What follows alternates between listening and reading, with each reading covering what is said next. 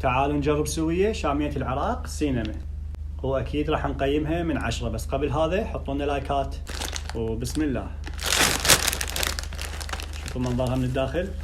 طبعا هاي بالكراميل، هاي بالكراميل. طبعا انا بالنسبه لي اطيب شيء الكراميل بالشاميه. يلا نجربها بسم الله. طبعا اثنين مو مال وحده.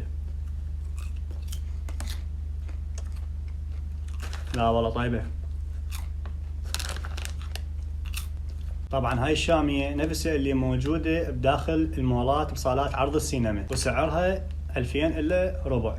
طبعا الطعم اقيمه 10 من 10، كلش طيبه، والكميه كبيره مثل ما تشوفون، يعني كميتها مو صغيره، والسعر اقيمه 8 من 10. طبعا اكيد انصحكم تجربوها.